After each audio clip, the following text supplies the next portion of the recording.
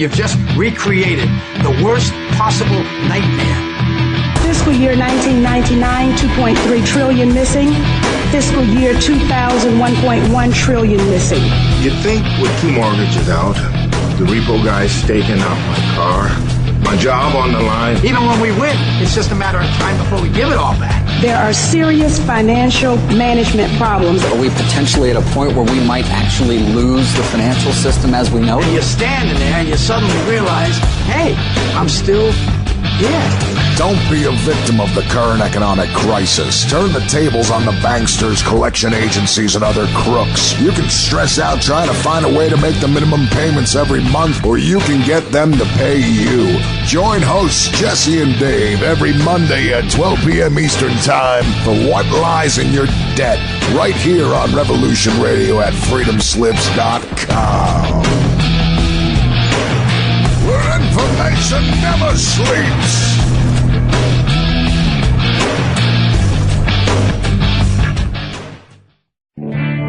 You need some more speed records in this day and age. You need coverage. Coverage? Oh, you mean them little root weevils that crawl around popping off cameras in your face? Those root weevils write history. Many of you know that quote by Jack Nicholson in A Few Good Men. You can't handle the truth. Well, you can, and Event Horizons will give you those truths.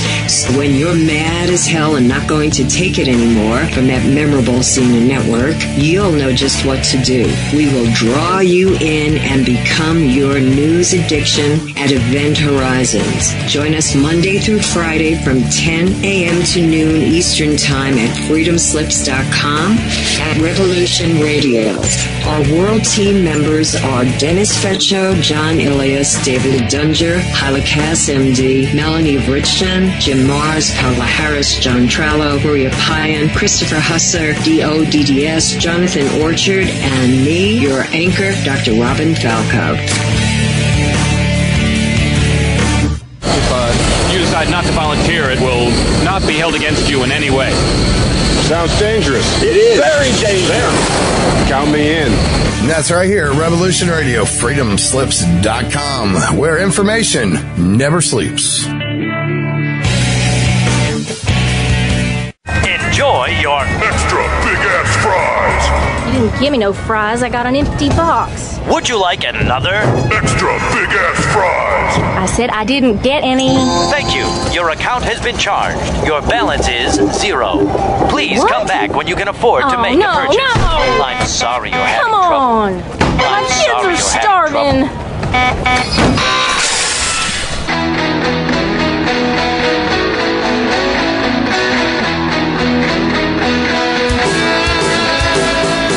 Thank you for tuning in to Revolution Radio. Here at Revolution Radio, we believe in freedom of ideas, freedom of speech, but above all, we believe in freedom of existence through self-reliance. This station is 100% listener-supported, and as a fundraising promotion, I have a kick-ass free gift for a $100 donation. 35,000 seeds. 25 years in the freezer. Long-term storable, 54 different varieties. So if food prices go crazy, the shit hits the fan, or if you just want to save tons of money every year by creating your own food like I do, grab our seed pack special. Just look for the banner on the homepage at freedomslips.com. Don't be a statistic. Don't be part of the problem. Be part of the solution. We need, as humans, to start taking care of ourselves and not depending on the megacorps to provide unhealthy, nasty food. Included in this package is also a DVD with 900 survival and off-grid living documents and the offline home canning how to do everything website all on the DVD. So when you're growing all that food, you know how to can it, store it, preserve it, etc. with all these documents. So thank you for tuning in to Revolution Radio at freedomslips.com. I hope that you will pick up this package and start learning to be free. Revolution Radio, freedomslips.com, where information never sleeps and freedom is one seed that needs to be planted.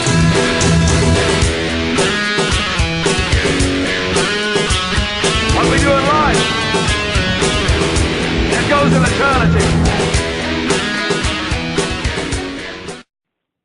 Hello, everyone. I'm your host, Joe Kiernan. This is Researchers on a Mission Radio. Tonight, we're co-hosted by my man, Dr. J. Dr. J, how are you? Always good, Joe. Always. Yes, sir. Yes, sir, you are. All right. John, we got a good show, as you know. And before we dive into all that, I just want to remind everyone that this is the world's largest listener-supported radio. And I'd like to encourage everyone to go to freedomslips.com website. You could join the chat and have great discussions with a lot of good people. And we encourage you, and I make donations myself. Every little bit helps. You find the donation button there. Try to throw $1 or $2 in if that's all you can do. It goes a long way. I'd also like to talk about, real quick, John, I want to talk about the seed pack. My wife was upset with me that I had not purchased one yet today when we talked about it. She asked me where it was. I told her I hadn't got it yet, and she said she's probably going to be purchasing it while the show's going on, because everyone has a life insurance policy to help them when they're dead, but no one really has a life insurance policy to help them when they're alive. So if something really happens and you need to start again, you'll find almost 35,000 non-GMO seeds. These are all seeds you'll need to repopulate healthy in a very natural way. All your vegetables, they're all replenishable, and you can store them 15 years, 25 years in the freezer. And it comes with everything you'll need to know in regards to cultivating these seeds and harvesting, water filtration, irrigation, regarding clothing, sewing, basically everything you'll need for shelter and survival. It's pretty amazing. So it's a $100 donation for that, and you really get everything you need. It even comes, of course, with over 900 documents on a DVD, and it comes all in a bug-out bag for you. It's a kit ready to go for $100. It's a great life insurance policy. With that said, Dr. J, my man. Yes. Why don't you let us know about the two special guests we're bringing in tonight? We have, again, a very special show, and these are two men who I truly admire their courage because, A, they're putting themselves out there to tell people what's really happening, B, prophetic experiences and the wisdom I've learned from speaking to these two gentlemen, I think is so important that we constantly need to remind the world of what's going on. Dave and Ricky, how are you today? Dave, Ricky? Hey, Ricky, how you doing? I'm okay. How are you? Good. Dave, how you doing? I'm doing good. All right, excellent. There's so much complicated stuff. I guess just for all the listeners there, we might as well just tell them. These two men are what appears to be 4% of the population now, is what the last R.O.A.M poll said, have been abducted by aliens. And these two men have also been regressed by some very important people who we'd rather not mention the name at this moment, but what they've been saying is really important for you guys to understand out there and listening, because it not only proves that we're talking to somebody else who is in another plane, another existence, but some race that's more wise and is clearly trying to steer us in a different direction because we seem to be screwing up. So with that being said, Ricky and Dave, I guess we might as well just start you telling us what do you think the most important thing we should tell the listeners just as a blowout? You can go, Dave. Ricky, how's it going? I'm good. Again, I'm willing to talk about anything you want to tonight, because I usually don't like to talk about the abduction stuff, but tonight I don't really care, whatever you want to talk about. But I really didn't understand the question such as the most important thing. Yeah, I guess that's difficult because there's so many aspects of it. And each time I hear a new story from one of you guys, to me that's another important thing. So I guess that is a convoluted question. I probably should have asked it better. Well, if I could join in, Ricky, how you doing? This is Joe. How are you, Joe? I'm doing well, man. How you been? I've been all right. Hey, We'll start it off with you, Ricky, and we'll just let everyone know you haven't been on the show before. We've spoken before. Ricky's got a lot of knowledge. He's experienced a lot. The best thing about it is his ability to recall the detail. That's usually what's lost out, and there's always a lot of missing steps. And Ricky's been progressing, and he's doing a really good job on recalling the details and setting it all up. So, Ricky, if you don't mind, can you just quickly or however you feel comfortable, just setting it up for everyone at home and just letting them know who you are and how this started? Wow. My name is Ricky on YouTube or Facebook. I'm a UFO abductee, one word. I'm basically a guy that has nothing to do with paranormal. I really have nothing to do with UFOs, such as like what the public knows about it. I'm just but what I like to say. I don't like to say it, but what I say is I was taken by a whole different, they weren't humans, they're just a whole different beings. And again, I'm just running through it. So that's how I kind of got on shows like this and stuff. But I also got a life, and I do other stuff. But that's basically what I'm here tonight for Dr. J and Dave. This is, basically I'm better at answering questions than telling the story because it's so long, you know what I mean? Such as alien abduction topics. I don't know stuff about ghosts and all that other stuff, but that's mainly what I am here for, I guess you would say. And again, I'm not into this at all. I just became a victim, and I know about it. And I also compare it to like a rape victim. I hate to say that because people, it's such a serious crime, but I mean, I can only explain it through a victim's point of view.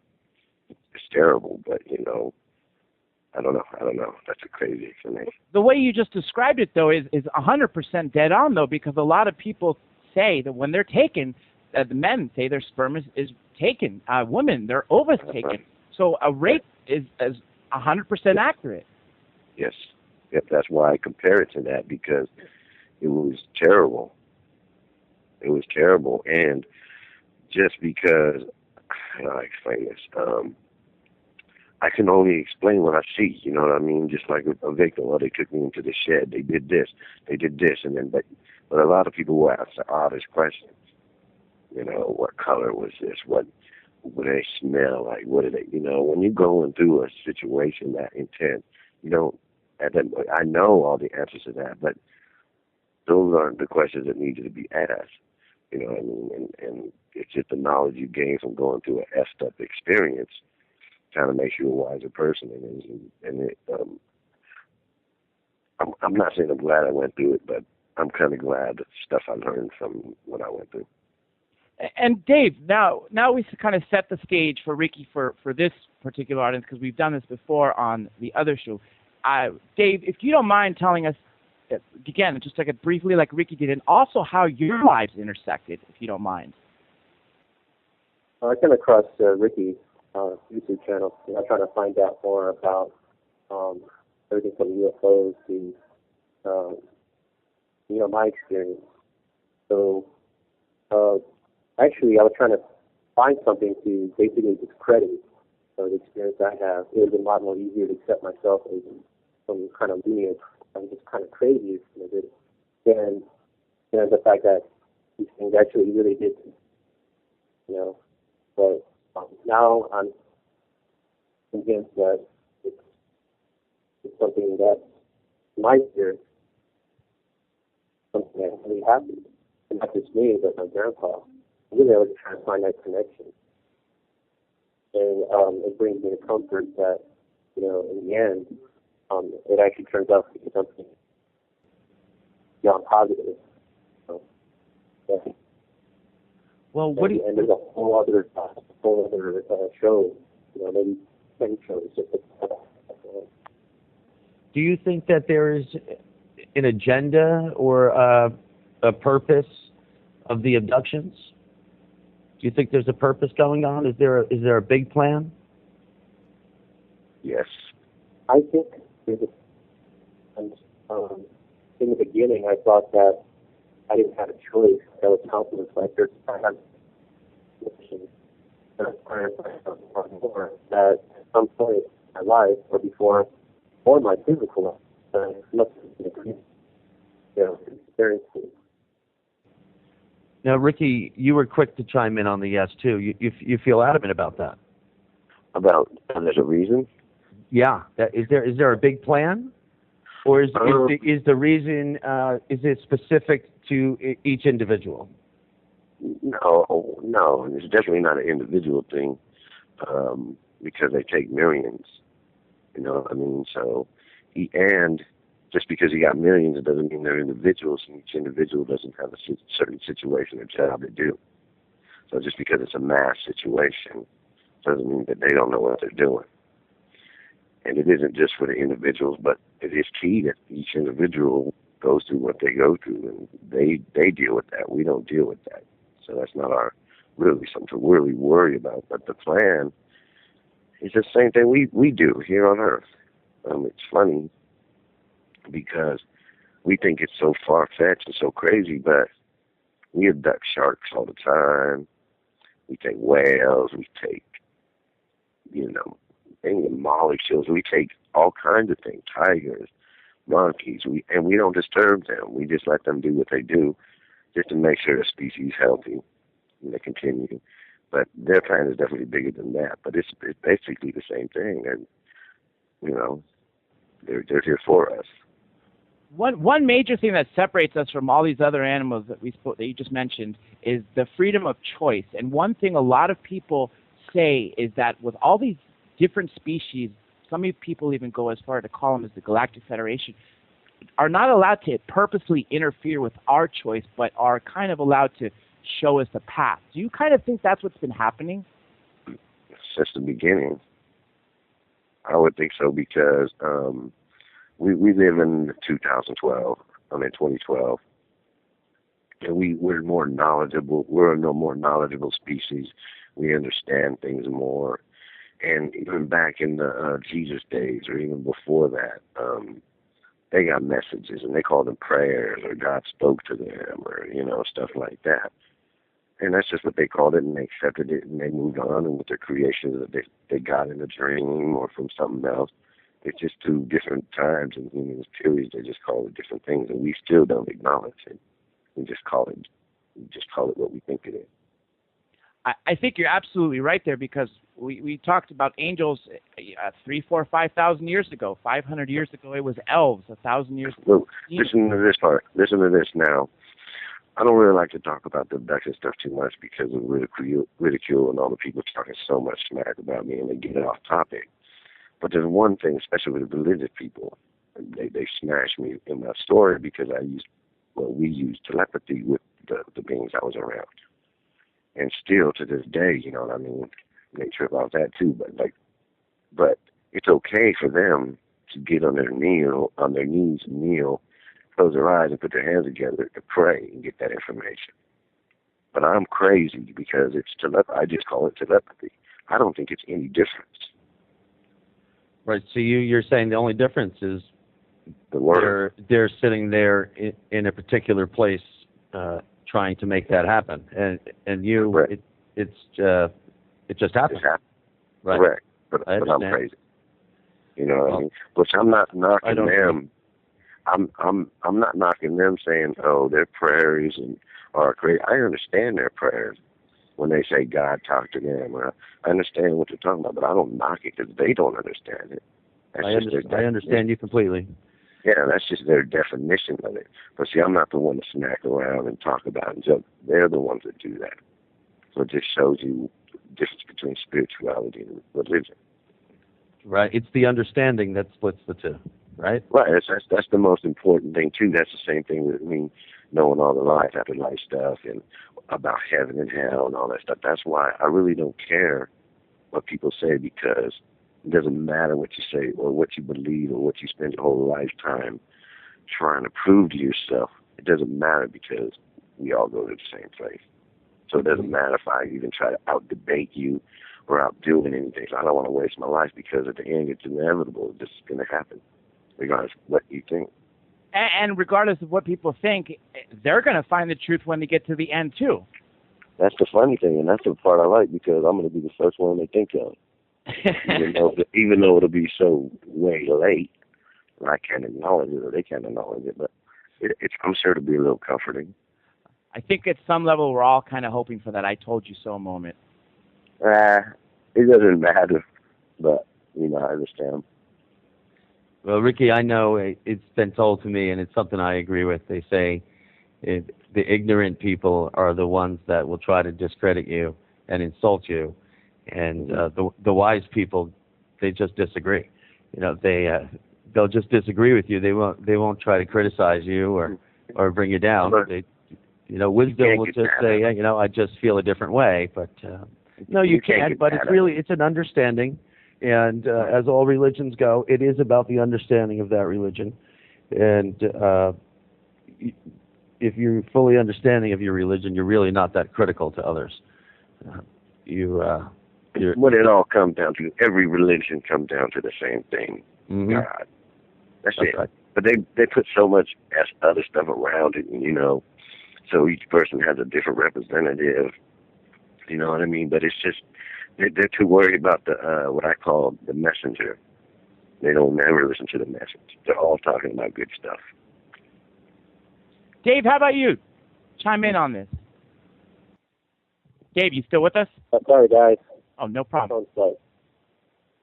Issues. A couple weeks ago, we were in serious turmoil.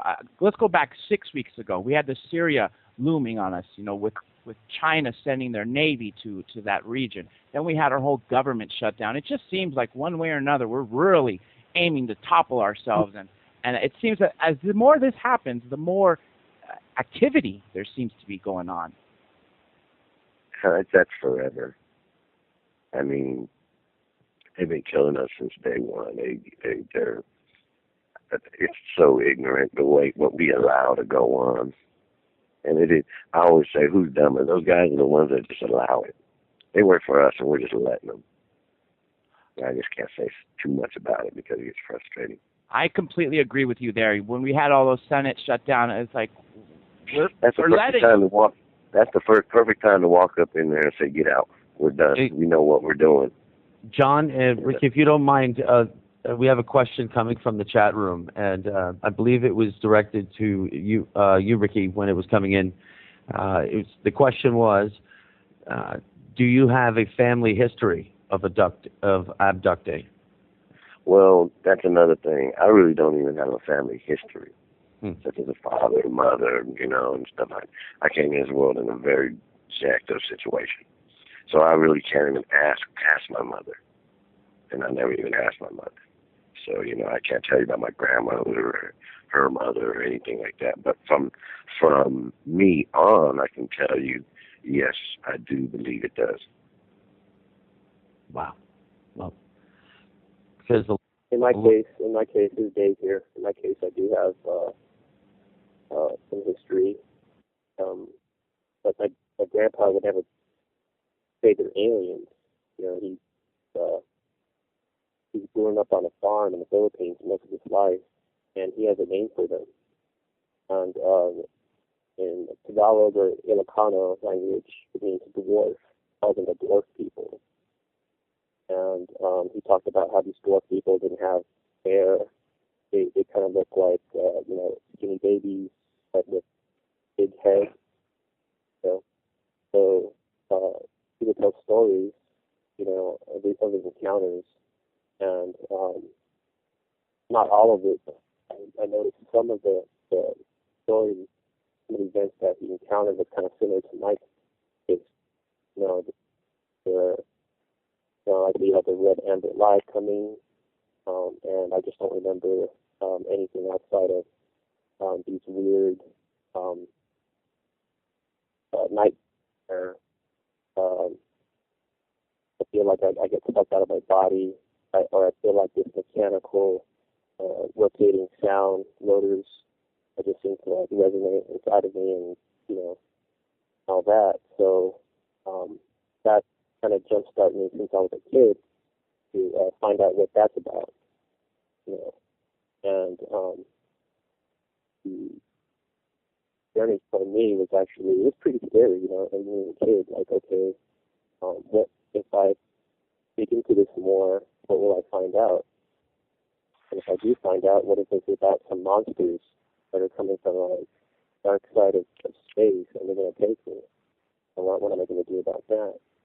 You know, so you would think that, you know, I would stop, you know, researching about it, but in fact, you know, every now and then you turn the TV on, you hear about us, you know, some stories. Oh, some guy saw flying saucers, some guy saw like balls of light, and it's kind of like when I see that, I just can't ignore the subject.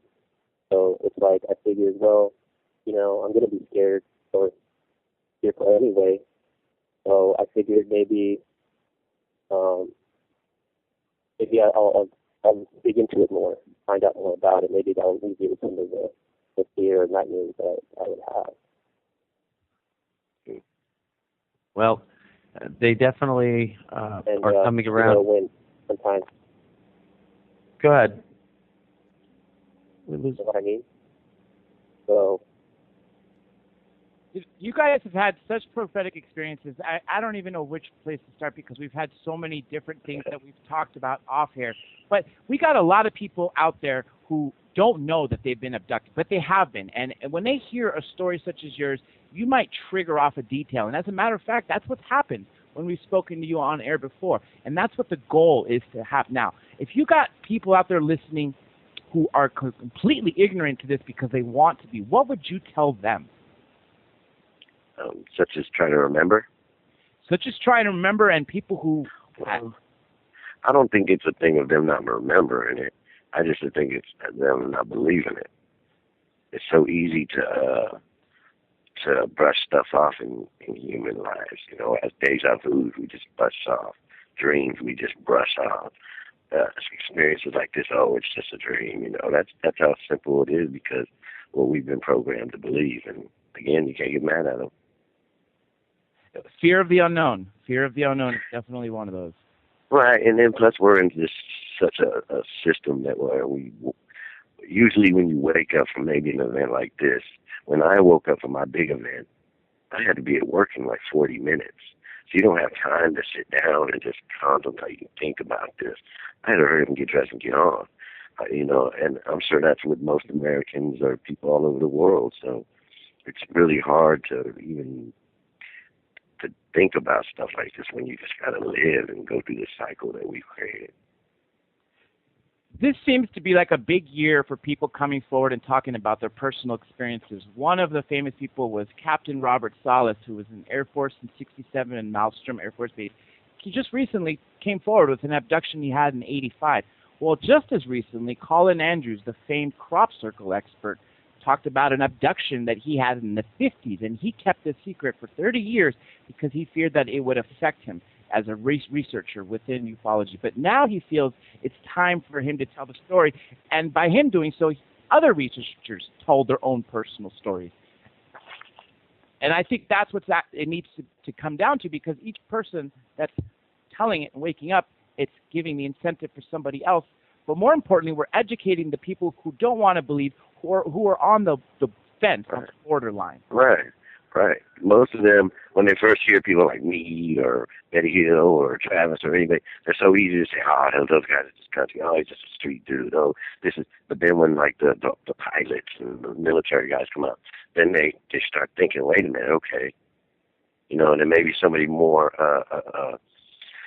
in a more powerful position just in our lives comes out. You know, the more relative people to regular people, they'll start maybe believing it. But it's so easy to shove us, like I say, brush us off right now. But it takes time. It takes years. Hey, what do you think on the topic, guys, on how long this has been happening to mankind? How long do you think they've been doing this? Is this something semi-recent? No, it's been recorded. It's been recorded since day one. Since Jesus' days. That's stories in the Bible. Yeah. I was wondering, you know, I mean, because you just have the feeling from the Bible that they were just so isolated. But I suppose it's just just the few stories that actually made it to us. Well, there's actually more than that. You remember Bob Lazar, who worked at Area S4 in Area 51? He said that this was in 89 when he said that when he read these files in 88 in S4, he was shown basically drawings of the caveman and was implied that there would have been 63 external corrections made from Neanderthal to turn us into Homo sapien. So maybe this goes way back beyond our recorded history to hundreds of thousands of years. I think what I was really trying to go at was, is there anything besides the facts that we all know or the things that we heard? But do you have, is there any, empathetic, or you have the feeling that you're involved with a project that's been going on 3,000 years now, because there's so many different types of abductions, if you will. Well, I feel, go ahead. Well, I mean, I actually thought about that, and, I feel like, no more significant than probably like a lab rat at first. Mm-hmm. And, I see how we treat animals and lab rats, and it's kind of like, do they even have a choice? Like, I mean, does it even matter what they do? I mean, they don't even know where they're at, and that's where I kind of was. So I really felt like, everything that I came to believe about being a human being, kind of like just went out the window. Like obviously these beings are more intelligent than I am. They could do what they want. I have to ask myself. Let me jump in, Dave. Perfect what you said. I went to a science museum in San Francisco, and they had a huge thing of ants. It was huge, and they just let them live and stuff. So just like Dave's saying, them ants think that's their world. They have no clue that that's man-made and they're being controlled. And all this, the moisture is coming from other places, I mean, they don't know that knowledge. It's like we think we know what we know. But who knows? You know what I mean? And another thing about the project they're doing, that's what I called it, a project, when I found out what they're doing, was it's proven by scientists and human history that there's gaps where we don't exist on this planet. It's proven that, and it's happened, and it will happen again. But no one thinks about how do we come back? You made a really cool point. Dr. Lear gave me a great documentary, Watcher 6. I don't know if anybody's seen that. They go to Peru, right, where I believe, what was the empire that was there? The Incas, okay? The Incas, yeah. They found this wall. This is a corner of a wall, and it represents 4 civilizations. The bottom being 2,000, 3,000, 4,000 years old, and it's perfect symmetry. You can't even fit a human hair between the rocks. Right above that, you see the Incan, and it's just basically rocks thrown together. I mean, it is just like a complete mess. Above that is the Spanish colony that killed off the Incas, and above that is the real Spanish colony maybe a couple hundred years later. Well, the best part, the one that looks the best, the most in line, the most perfect, is the one that's several thousand years old. So you're telling me that the last 500 years, 3 separate civilizations can't even come close to what we did thousands of years ago? And that's basically what that wall shows. And you're right, because we think that what we build right now is just like the best way to do it. But if you look at the pyramids and the structures that they have, I guarantee you 3,000, 4,000 years from now, my house isn't going to be standing. Most of these buildings are going to be gone through natural disaster. Those are still standing. How much better technology did they have than us? That's simply what it was. They knew more than us. Our stuff is so destructive. Nothing here is permanent. Theirs is still here. How is that just not incredible? And we can't even build that today. As a matter of fact, Japan tried to build a pyramid to scale, a 1/3 to scale, if I'm not mistaken, a few years back, and they couldn't even do that. That's what I'm saying. And how are we more advanced than them? And like I said, there's been gaps of us here. We've been here a million years, whatever. We've been gone for a million years. But just because we start all over doesn't mean the civilization before us was not advanced, couldn't fly, didn't, transport, didn't do things. Just because we don't know doesn't mean it can happen. That's very true. Very true. I wanted to make a point about beings that are more, like you said, vanished, or more technologically superior. And what do they do?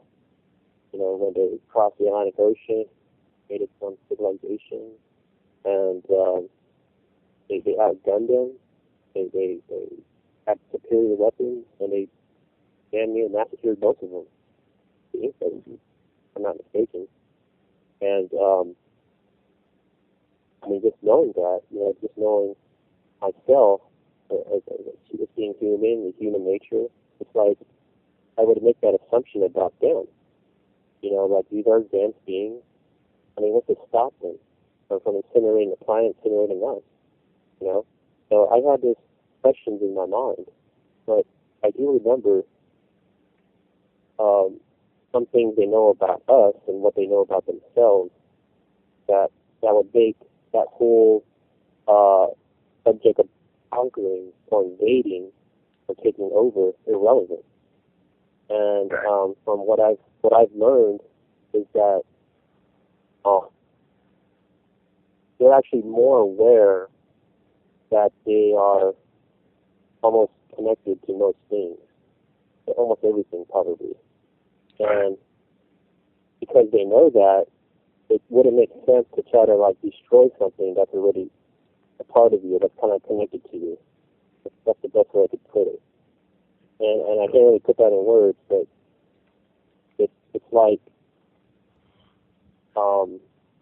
every experience I would go through, if they did something bad to me, I already know, you're going to feel that. Or it's like that's how connected they are to me. At some point, they're going to experience everything that they've done, whether it's animals, whether it's other human beings, whether it's other their beings. So because I know that, I don't know how I know that, I kind of trusted them. Because I knew, they're not going to hurt me. Because hurting me would be like they're hurting themselves. Right. So, and I don't know the technological explanation of why I know that. I just know that. And scaring so you. I'm very respectful. Yeah, that's why. Because I know that I'm very hesitant to even I even tell people don't even kill grasshoppers, don't kill spiders, because for some reason I get this feeling whatever I do to things, there's no way out of it. You can't get away with it. I apologize for trying to change the topic, but I really wanted to get to something here before we get to the break at the top of the hour. There's your details are always fantastic, and I was hoping to talk about the crafts that you go on to. There's a lot of questions that we have pertaining to that. I guess I'll start it off real simply. Do either of you recall much of the crafts you're taking to, and if so, is it the same craft each time? I don't know their situation, but I know my situation very well. I can tell you incredible details. Please do. I went from a craft to I know it sounds crazy, but I went from a craft to the moon. Now, when I got to the moon, I don't know if I was in a building or another craft or whatever, but I can also describe where I was after that. So I can't tell you if it was a craft, but I can tell you about the first craft I went in, because I was in it, and I was like right there. So the one I saw was and went in, and I can even describe what happens when you take off.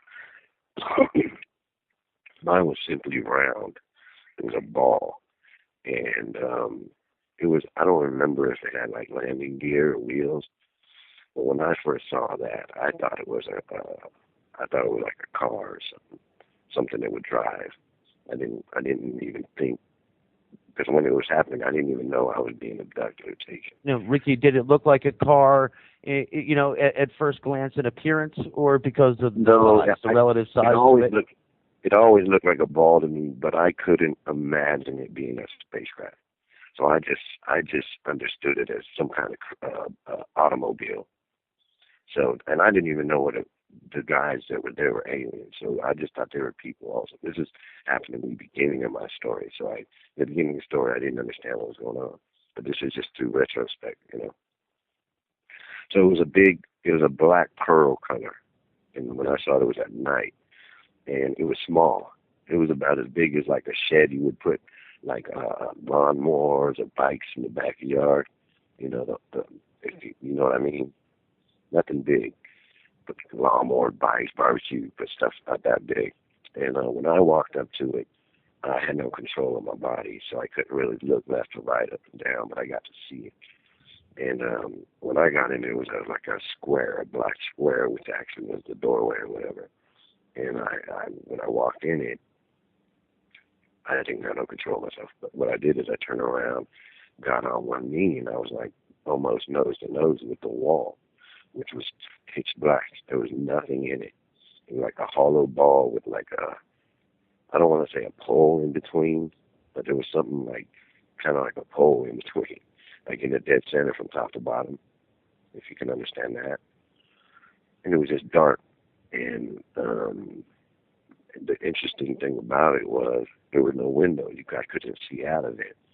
So I had communicated with them, and they told me where they were taking me. And I didn't even believe or understand what was going on at the time. So what we did, we took off and we went to the moon. And what happens with these crafts are it turned transparent. So when it took off, I could see out everywhere. It was like one big window. So I saw us take off and we went to the moon. And then I blacked out and then I woke up in this huge building. So that's the craft I saw and entered. Sadly, Dave had to go, Ricky, but we definitely need to keep talking to you because we got so much information that everything that we get from you is pure wisdom. And here's another question. Now, we talked about the craft. Now I want to talk to you about the way they speak to you, because telepathy is something everybody mentions. And I've always thought when I looked at a dog and you're seeing it and you can kind of tell its feelings, but if you could go on that level and you could sync with it, you could feel it, right? That's hope. Telepathy is another topic I'm pretty good at because I used it. I understand it. I can describe it. You know what I mean? And every human has it. Every single human has the ability to use telepathy, but we don't know it. We don't understand it. And we brush it off as something else. And it's the most perfect example is pets. Animals are more stronger than humans to human. Like, it's just the truth, you know. And telepathy, let me make this clear. I don't mean to be rude, but let me make this clear to idiots that think that I'm talking about I hear voices in my head. Telepathy is not voices. There's no sound, has nothing to do with that. I've never said that. Telepathy is just a simple explanation I can do to try to explain it really quick would be, say you're walking in the kitchen and you say to yourself, you need to turn the light on. There's no words that tell you that. You don't hear yourself speaking in your brain, gee, I need to turn on the light. It's just, you just know and you do it. And it's a thought, you know what I mean? And that's what telepathy is. I know what you mean. Dr. J, we do have a question from Joaquin in the chat room. Hello, Joaquin. He wants to know, Ricky, how do you know it wasn't part of some sort of a military project? Because there were no humans involved. Okay. And we're going to be getting to that in a few minutes, Joaquin, for the fuller description on that. But he feels pretty strongly it wasn't. And we'll probably get to that right after the break. We just, Ricky, before we go back, with the craft you were mentioning before, was it always taking you somewhere? Or,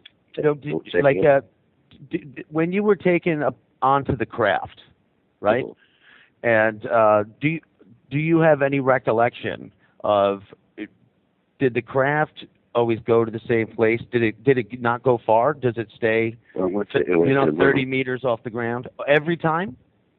I only recall one time in the craft. The other time I went in the craft, my son described it to me, and he described exactly what I went in 20 years ago. Does it feel like you're moving when that's flying around at all? No, that's the craziest thing in the world about it. Again, I studied everything. I'm a smart dude. I thought I was going to die every other second. So I wanted to know, and every other second I just put it in and remembered it, try to understand it. But everything I try to explain will be very unbelievable. Now, humans, it was almost like we get in a craft and they brought the moon up the craft instead of the craft going to the moon. I know that makes absolutely no freaking sense in the world. And it's also kind of reminded me of an elevator. But what made me trip out on this was humans, if you think about it, we only experience elevator up and down, not sideways, backwards, down. And that's kind of what it felt like. But that's just trying to explain it in human words, which is impossible. I understand. I mean, I think what you were when you were mentioning the animals before, I wanted to get onto it. I find it a lot too that the animals, and it's very easily noticeable with cats and dogs because we surround ourselves with them. But animals they work off of instinct. They don't have much reason, so they're in tune. They're reacting to their environment. It's natural. It's responsive. They live off of their emotions, the same basic emotions we all have. They have fear, and love. It does depend on the animal, though, because I was talking to a friend about this the other day. We were comparing what would you rather be in what sea animal, and I was trying to explain to her about how God balances things out. Like one guy wanted to be a shark, a great white shark, and I told him I'm going to be a dolphin. And he's all, why? And I go, because God gave you all the power in the world. You're the most incredible living weapon there is, the most powerful, but I can outsmart you. You know what I mean? And, you know what I mean? I would rather be smart and escape the situation than just be an attacker and have no knowledge of what that is, or, you know what I mean? It just balances out, Some mammals are smarter than some, other vicious creatures, which the vicious creatures, that's their life. There's no right or wrong in what they do. Ricky, we have a friend of the show is here with us named Tim C., and he was hoping to get a question in for you here. Tim, are you there, buddy? Yes, I'm here. How you doing, guys? Well, nice for you to join us, Tim. It's always a pleasure. We have Ricky here with us. You wanted to ask Ricky a question? Yeah, definitely. Anytime I've ever witnessed anything out of the ordinary, strange, paranormal, whatever you want to call it, I run it past my family. I'll ask them, what do you think about this or that? And they're the ultimate skeptics in my book. And so what they always ask me is, before you saw this, before you saw that, before this experience, what state of mind were you in? Were you lucid? Did you just wake up? Were you under a lot of stress that day? Those types of things. You seem to be a pretty intelligent guy. I'm just curious, as you started to tell this story about this craft. What was your state of mind before you actually had this experience? What were you doing? Was it routine, everyday things, and it just happened? Yep. No, it was routine. My situation was I was a breakfast cook, and I'm up at like 4:30 every morning. At that time, I had to go open up a hotel restaurant. So my routine, I was in bed by 8 o'clock every night, asleep by 8:30, and just every night routine. I had a newborn child at the time, so I really took care of my situation, and I went to work. So that was my normal situation, and it just happened one night.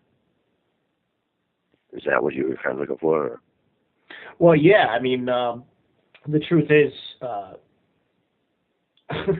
anytime I question myself, my own sanity with some of the things I've seen and experienced. So, that's pretty much what I'm sure you get hit with when when you tell these stories to people.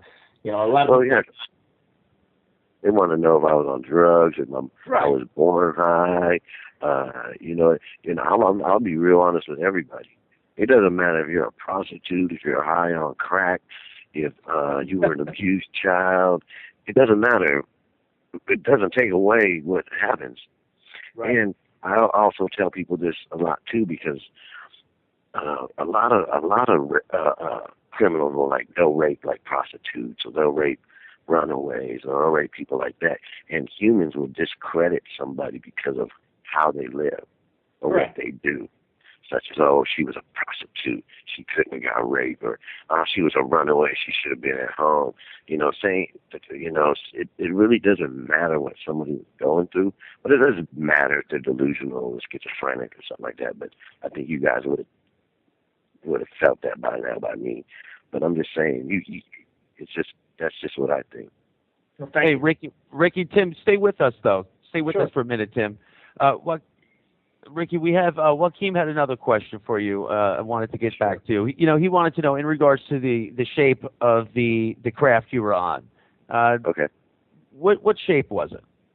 It was a perfect ball-shaped craft. It was a black pearl. Just imagine a big round black pearl-shaped craft. That's it. Right. Literally. So no windows, no light. That's why you really you weren't even able to recognize any sort of landing gear on it. There's nothing caught your eye on it, right? Okay. Right. There was nothing. There was two beings standing on each side of the doorway, which were armpit high to me, which I thought were humans at the time. I didn't freak out or think nothing. And then, well, I want to get to those in a minute, but before we get to the break, Ricky, there was another question I wanted to get to. It was from MJ, and the question is, does Ricky know the reason why he was taken? Is it part of the project? Is it? So you were specifically chosen? I don't think so. I never thought that. I literally think because of the crap I put them through, I don't think they picked me on purpose. I think if they knew what I was about to put them through, they wouldn't have picked me and they would have moved on. So I think it was random. But that's just my opinion. Could it be fully telepathic for you, or are you certain it was physical? Oh, I don't know. I was there.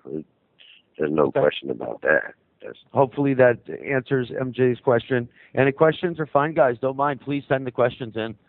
Yeah, and if they're afraid to ask a question like, "Oh, were you high?" or "Are you retarded? You have any mental crazy history?" I don't care. You can ask me anything you want because, I don't really care. Don't be afraid to ask me anything because I have an answer for you. Right. No, that's why Ricky's been doing this, speaking out. He's able to recall a lot, and it's consistent, and he's trying to share it with a lot of people. A lot of people have questions for you, Ricky, and a lot of people are even afraid to call into a show. Yeah, and I understand it, but I'm sure there's a lot of people that track you down and ask questions. You know what? That's the best thing, to ask questions, because you ask names that I know that I don't even know I know. So when you ask me a question, I can answer it, and I recognize it, because a lot of things aren't important to me, but it's important to others, and it brings part of my story out. I gotcha. That was well done. What did the walls look like? What did they look like? What did it? It's all good. Ricky, as he was saying, as he's feeding you these questions, these are actually coming right now live from the chat room. The ones that when Joe says, "Oh, we got a question from so and so," just want to right. that people are being engaged to what we're saying right now. One thing I'm sure on people's minds is you just mentioned these beings that were armpit high. Can you describe them for us? And also, were they wearing any clothing? Because a lot of people say they see these graves with nothing on. Now again, my experience was different than anybody else's, I'm sure.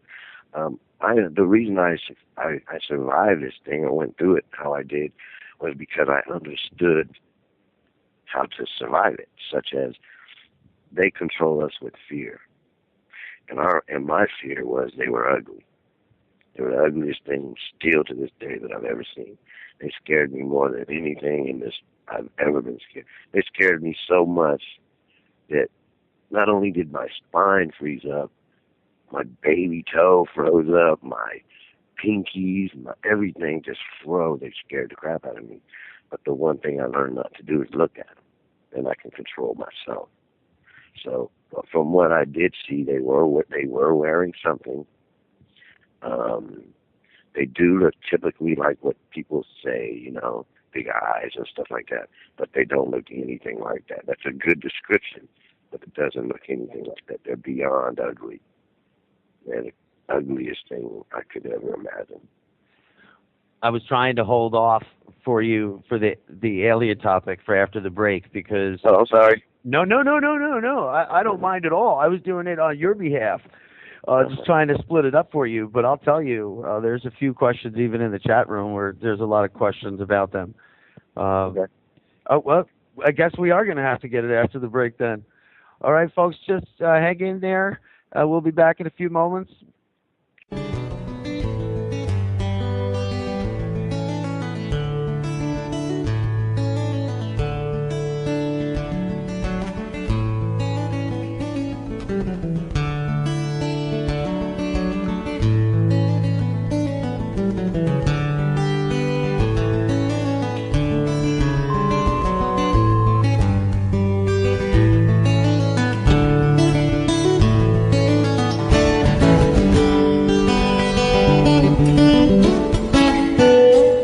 Revolution Radio at freedomslips.com, and we'll be right back after this message.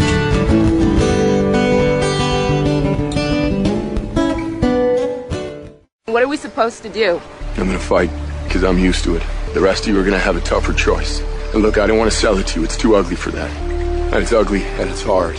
But when you're fighting in your own backyard, you're fighting for your family, it all hurts a little less and it makes a little more sense.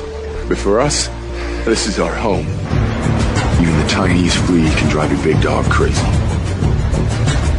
So the first thing we have to do is learn how to work together. Become a unit. And that's going to take some time. So we're going to have to evolve. Rewire our reflexes. Learn new skills and adapt old ones. So we'll find people we can trust. Friends with their ears to the ground who can help us get the things we need to fight back. Watch what they do. Study their tactics, their routines. The more we know, the easier it will be to hurt them. But we'll need to be smart, and we'll need to be patient. We'll hit them on our terms, when we're good and ready. We inherited our freedom. Now it's up to all of us to fight for it. Revolution Radio at freedomslips.com, where the fight begins and information never sleeps. This is Jim Fetzer inviting you to call into Non-Random Thoughts on Revolution Radio Thursday, 6 to 8 p.m. Eastern Time. We'll all begin with thoughts about the day's events and then invite callers about JFK, 9/11, Senator Paul Wellstone, Sandy Hook, the Boston bombing, Syria, NSA surveillance, Obama, McCain, you name it, I'll take it. This is a show for you to ask questions of me about some of the most complex and controversial issues of our day. I'm looking forward to it, and especially to hearing from you. That's right here at Revolution Radio, freedomslips.com, Studio B, 6 p.m. Eastern Time, Thursdays. Be there, where information never sleeps.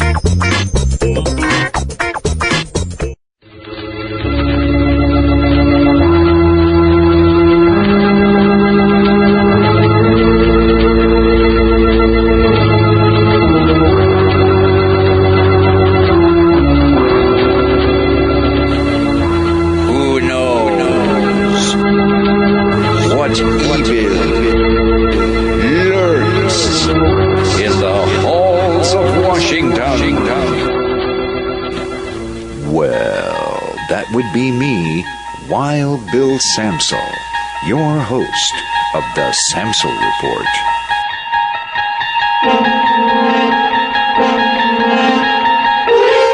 Join me for Wild Bill's Headline Roundup every Saturday night, right here on Revolution Radio.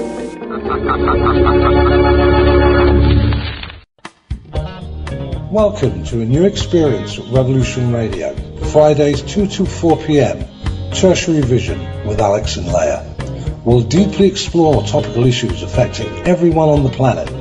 We'll research given narratives and subject matter with a view to crafting such info in a manner that we hope will be digestible and interesting. It's easy to give opinions, but what really lies beneath the surface? What are we really seeing in the world, and what does it mean? So, take this walk with us Alex and Leah. Tertiary Vision. You're listening to Revolution Radio, freedomslips.com. Thank you for tuning in to Revolution Radio at freedomslips.com. If you plan to call in and speak with one of our hosts, please turn down your radio and separate yourself from any background noise and wait for the area code to be called on before you speak. And don't forget, Revolution Radio freedomslips.com is listener supported. So stop by the homepage, freedomslips.com, visit the site support area to help support the host you're listening to's airtime. Thank you. Revolution Radio freedomslips.com, where the truth never sleeps.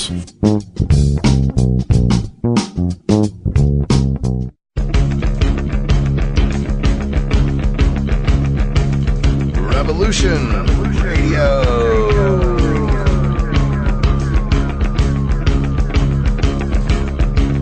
You're listening to Revolution Radio, freedomslips.com, 100% listener-supported radio, and now we return you to your host.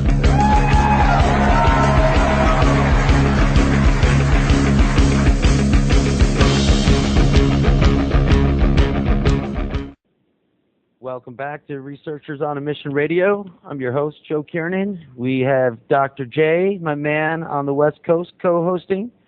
And Ricky is here, and we still have our friend Tim, who's with us on the line. And we'll hopefully have Tim joining us back in shortly, too. Before we get started, I want to remind everyone here at Revolution Radio, you can find us on freedomslips.com. We do run on donations. This is the largest listener-supported radio program out there. You can find many things to shop in there. Join the chat room, have good discussions. Feel free to make a donation, or please look at the seed pack. It's a survival kit. You'll get all the seeds you need, 34,500 non-GMO seeds, all the info for starting fresh. And you might learn through the program, as Ricky will tell you, there's things to come for humans that don't brush up on their knowledge, and it's going to take a little bit of everyone to do the job. So please take a look at the seed pack, make a donation, prepare yourself for life. Life insurance policies are for dead people. There's survival pack is a life insurance policy for living people, I assure you. Dr. J. Yes. Dr. J. Good stuff. Ricky is delivering strong, delivering the truth, putting it out there. I know you had a few things you wanted to take it to with Ricky in regards to the beings, and there's a lot of people that are curious as well. I was hoping you would lead the topic up. You are my expert on the topic. Well, first, I just want to give Ricky praise, because I got to admire your courage, Ricky, because you are not only coming out there and standing up in the face of what everybody else has labeled us, you were telling it like it is, and that's what I really liked. You know, you're not out there to sell DVDs. You're not out there to sell books and autograph them at Tower Records or whatever it be. You don't even want anything to do with this topic, but you're telling it because you know it's important.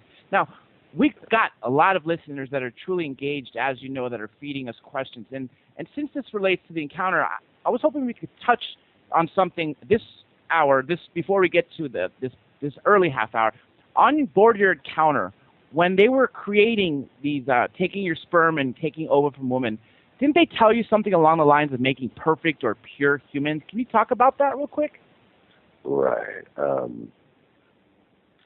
I call them I call them backup humans. They call them pure humans.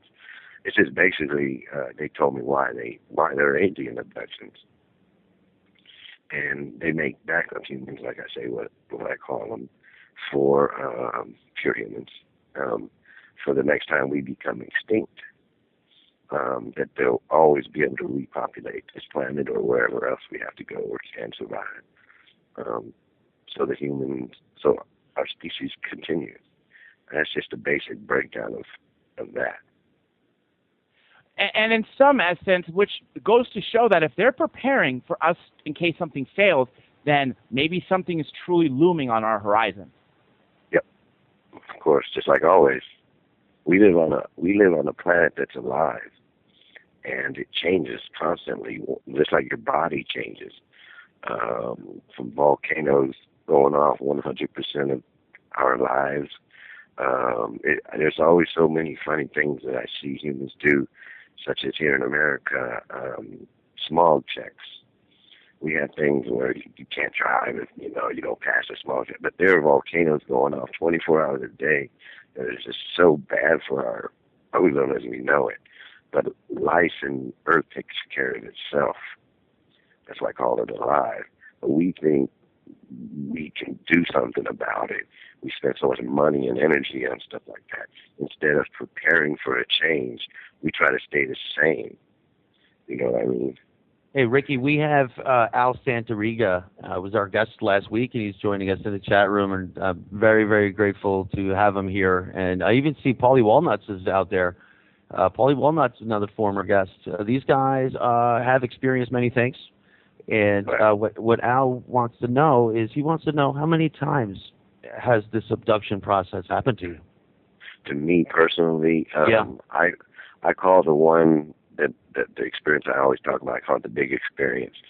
I call that the big one because I remember a lot. But it goes on, I think, 4 times, and the last time was 2010.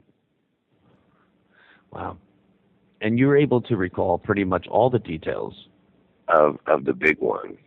What they have discovered with me, they found out why I kept snapping out, why I kept walking around and doing everything I wanted to do up there. They found out why. So whatever they give me now, whatever they give me extra, so I don't remember anything now. They don't want any more trouble with me, so they have to make sure I don't keep waking up.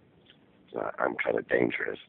Are your do you think your eyes are awake? Are you comatose, or are you just like in a state where you're just kind of observant? I called it what they gave me was it came from my soul. I don't know what it is that they use. I don't know what you can't explain it. They just control you.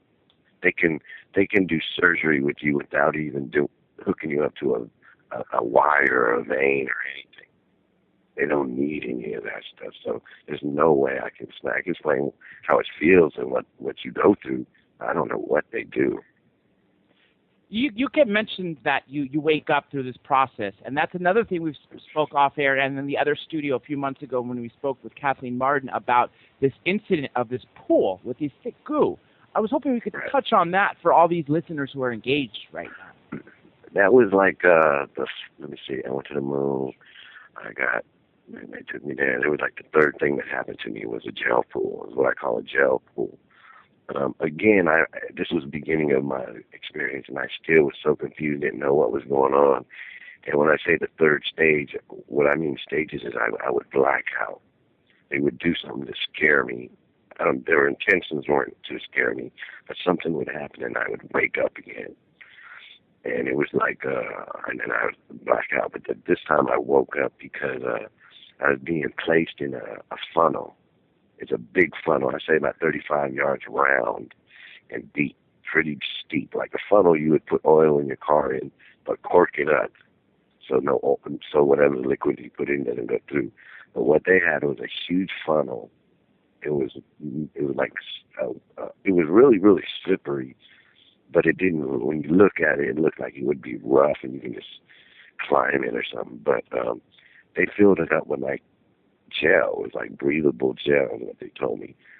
And it was black, but when like if you splashed it or whatever, it would be green. None of this sounds real or anything because we don't have anything like this. I'm just explaining what I saw, what I was in.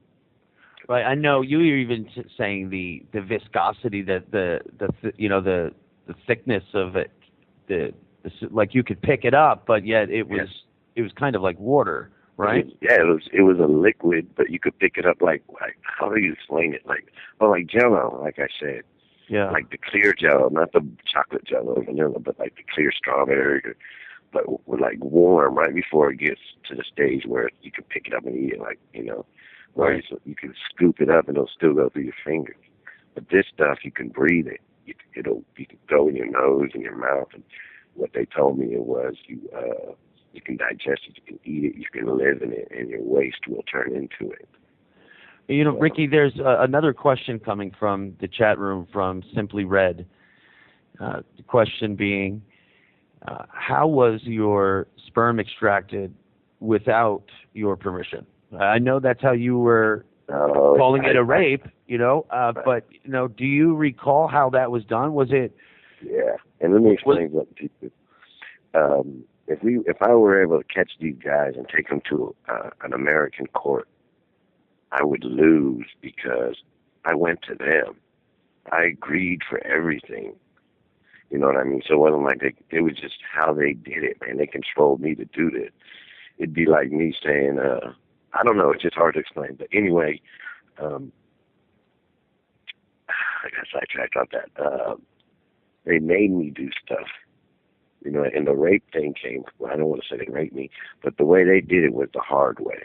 I understand. I hear all these people say, "Oh, these blonde women, you know, I made love to all." It wasn't nothing like that for me. So you mean you can leave it at that? You could be, you know, there's the mental way. No, I'm going to explain to you what happened. Right on. The reason I can't really call it rape because I'm not telling my story. I'm just going to go to like stage 5 or what happened. At stage 5, I met these people face to face, these beings, and I started to realize, okay, I'm not on Earth. These are monsters. They got me. There's no escape in this situation. I was going to kill these 2 beings. I'm trying to go through the story real quick to get to the answer of the question. And these 2 beings, you know, we telepathy thing. They walked away, and I was about to get in trouble because I was holding up the process of what we were going through. So they came back, brought this dude, big, tall, taller being than me, a leather color. Anyway, went with him, and he told me instantly, this was a cool one, I fell in love with this guy. He told me, I instantly asked him, what's going on? He said, all you need to do is we want to do some examinations on you. I said, okay, and the deal was, don't touch me, scare me, or hurt me, and get me back home. Because, you know, I couldn't do anything. I couldn't say, F you guys, push them, because I'm gone. I need to get home. This wasn't like in the Amazon jungle on top of a mountain. It was off our dang planet. So I made a deal with them, don't touch me, hurt me, or scare me. And that's how the examination of the sperm extraction. I didn't say, if I knew, I would have said, okay, don't hurt me, scare me, touch me, or take sperm from me. But I didn't know what was about to happen. So, in a way, I agreed to go through this. I understand completely. And if you want to hear how they did it, which is crazy, I guess I'll tell you if you're interested. Well, let me ask you a question first, because when we spoke to Captain Salas, he said that before they extracted his sperm, they actually showed him this giant needle where there was, you know, the needle was a few inches long, and then it had a handle, you know, it looked like a pen. Does that sound similar to you at all? No, that sounds like when they took my eye out. To put the chip, right, or the implant. Right. They called it a monitor. Interesting. That's an interesting concept. That's the word that that's what they rephrase to it as, because they don't use it, right? They just go. Right. That's the way they told me to understand it. So the monitor to me was, when I first put it in me, this is kind of funny, I thought it was a video camera where they see everything I see. And so for a year, I wouldn't look at myself when I went to the restroom. I didn't want them to see my privates or certain situations. I wouldn't look at my girlfriend. And, you know, I'm thinking they're seeing everything I said. So any personal situations, I wouldn't look at myself or things. But it ended up being like you would chip a dog or something, or GPS or something. I don't really honestly don't know. Because, well, like you said, if the monitor, that implies much more than just location. That implies that maybe your heart rate, maybe they tap into your optical nerve and see what you're seeing, what you're thinking. You know, maybe it could really go to that level. Could be a whole universal thing, all that and more. Wow, this is why I love talking to you, because the details we get out of you come through other abductees, but not in this detail. The only other person I know who has been said this much is Jim Sparks. And the thing that both of you have in common is that somehow these ETs could not get you guys to stay asleep. Both of you seem to wake up. I relate to 4 of the abductees that I know of, maybe 5. There's the Allagash incident. Yes. The Betty Hill, Travis, and Jim. And the reason I relate to all of those out of the thousands of cases there are is because we all did similar things. We all got violent with them. We all didn't want to do certain things. You know, a lot of people just go with it. When I went there, I was in a room with about 150 other humans. But when I reacted the way I went, 149 of the humans went left, and they took me right. I couldn't be with the rest of the people. That's why I got the trip that I got. I got the experiments. I got all the information I asked. I got to see things. So. And it's possible that those other 149 people, assuming that's the number we're going by, may to this day not even know that they were taken. Right. And I believe the people that went to the left went through what Jim went through, the little classes and the tests and all that stuff. I didn't get that trip because I didn't cooperate. Hey, Ricky, before I get too far away from it, Al posed another question, and a few other people hopped in on it. It's a very fair question, and I think it's a good one. How did you know that you were taken to the moon? They told me. How did you know that? Did you get to see anything? Yeah, I saw, because the craft I was in became transparent. Did you see any bases on there? I didn't see it because when we went there, it was dark. It was pitch black. So you were on the far side of the moon, just like everybody said. No, yeah, I asked them that too. The way they told me was, when I asked them, where are you taking me, they said behind to the back of the moon, not the dark side. People always make fun of me because I guess there's a song called The Back Side of the Moon or something. It's a great album, yeah. Yeah, but they called it they're going to take me to the back of the moon. And I asked them why, and they said, because Earth cannot detect us from their radars from the back of the moon. And this is 88 or 89.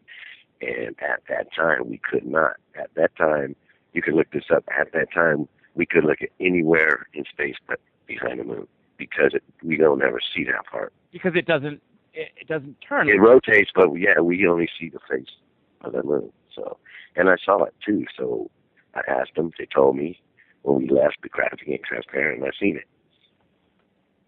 Now they could have been lying to me, and they didn't tell me Earth's moon. I don't know if they took me to Jupiter's moon or wherever. But that's what I saw. That I got to actually see our planet from where they took me. So they didn't tell me what moon or anything, but like I said, it isn't words. That's just how it went into me, and I understood it. But at the moment, I didn't believe it.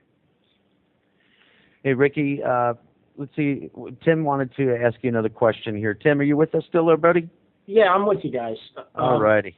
Hey, Ricky, when I remember before you had said that when you originally were taken, you were on a smaller circular craft. And then maybe I missed something, but were you taken to a mothership of some sort, and then you were taken to the moon, or was it? No, I think cause I didn't actually get out the craft and walk on the ground and open the door and go in it. We went in something.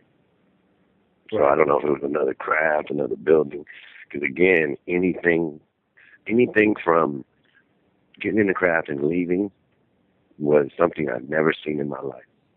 So I can't describe leaving the moon. I can't even describe the gel pool. Everything I describe is just what it looked like to me. But it was nothing. Because you mentioned that there was 149 people or whatnot. And I didn't count them. I just say there was about that many people. Yeah. It struck me as odd also before how you described the traveling that basically they brought the moon to you. So that's what it felt like. Right, from that feeling. It's just it made me think, well, if size is not an issue then. No. And you know what? Let me tell you something too about, I'm the biggest skeptic on this UFO stuff.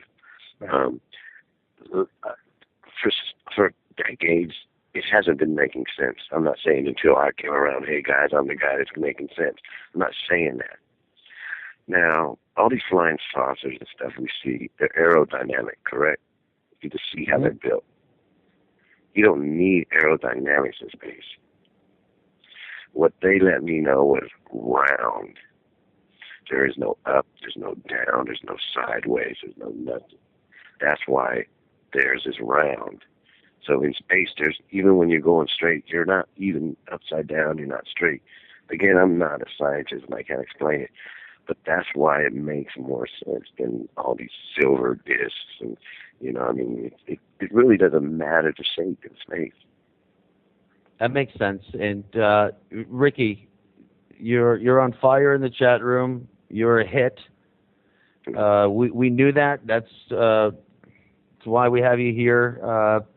And I'm not trying to take any credit for it.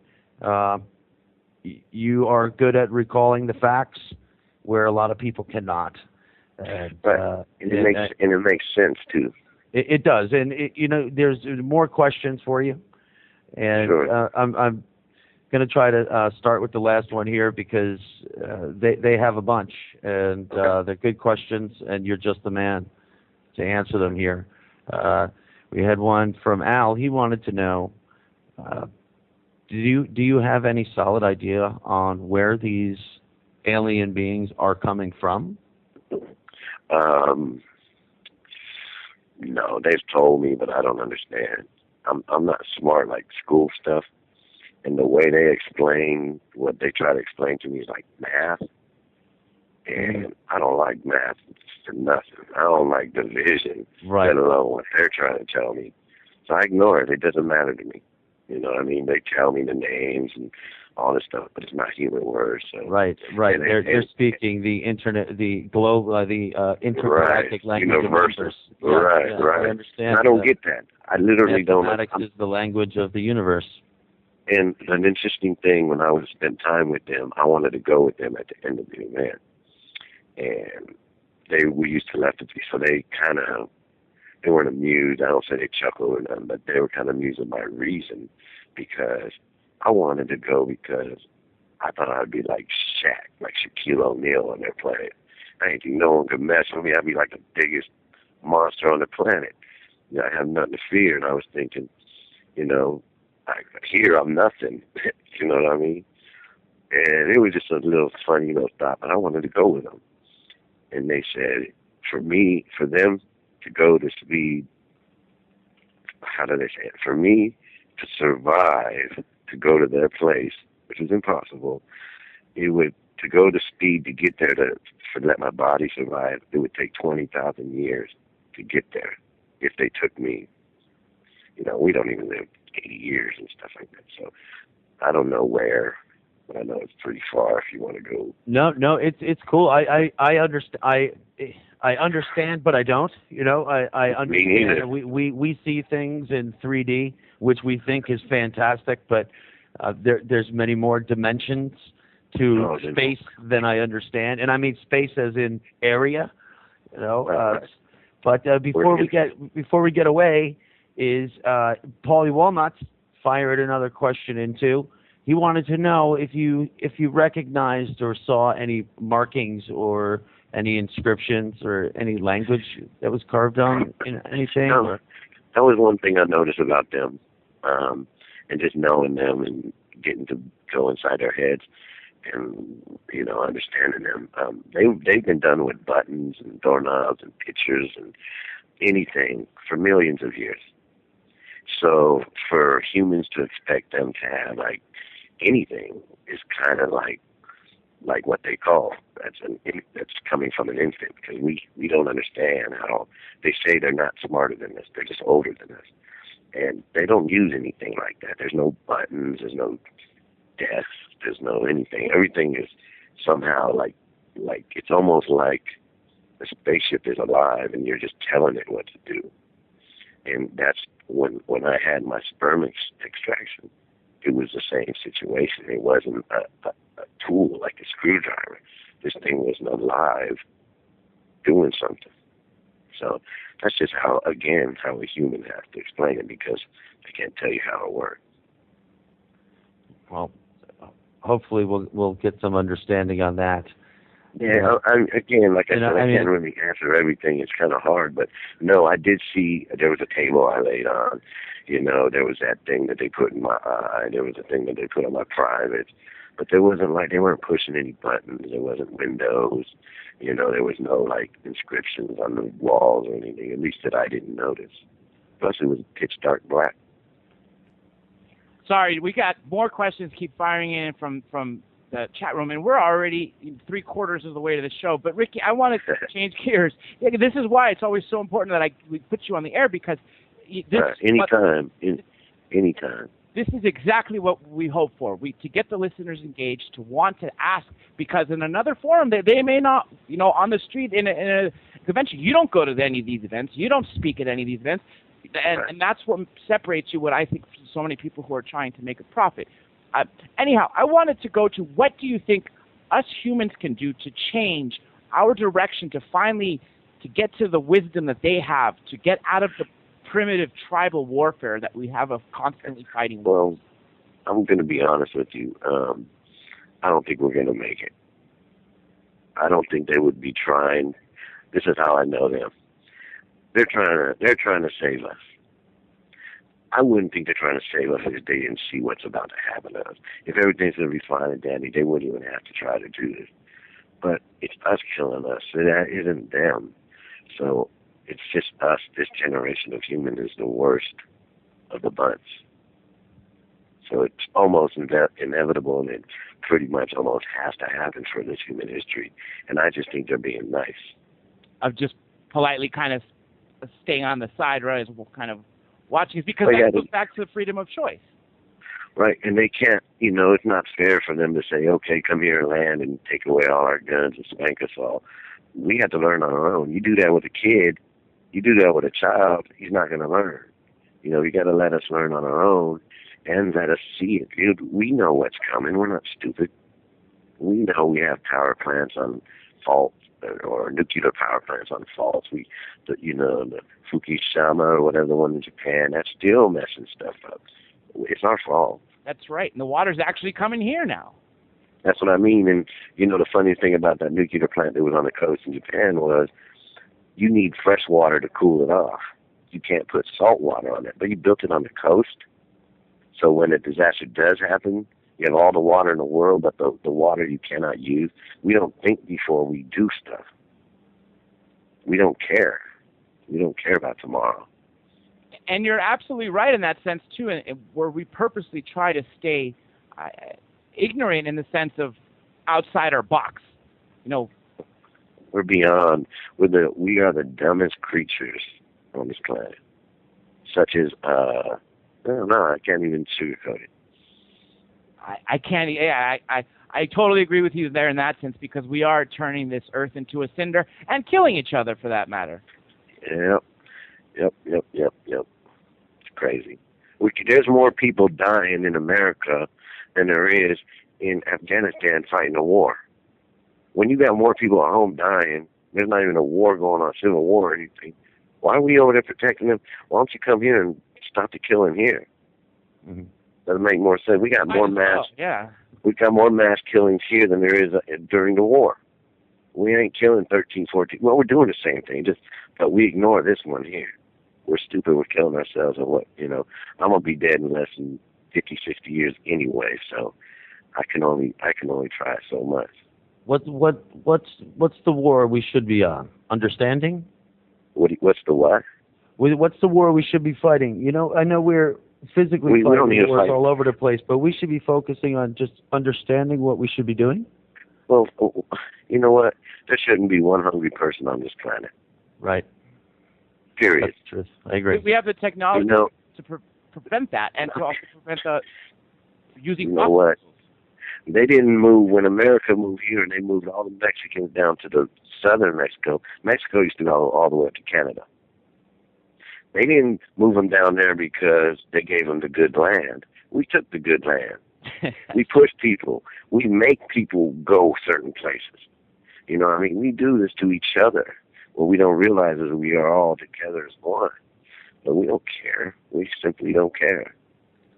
You're absolutely right there. Remember we were talking about the Incans? Well, one of the things, again, when we arrived here, the Spaniards arrived here, what we did is we tricked I think it was I don't want to call him the chief, the tribal leader, his king, the Inca king. And we basically kidnapped him and told to him, "We'll take a room full of gold and silver to give him back," and we just killed him. We took this, or the Spaniards did.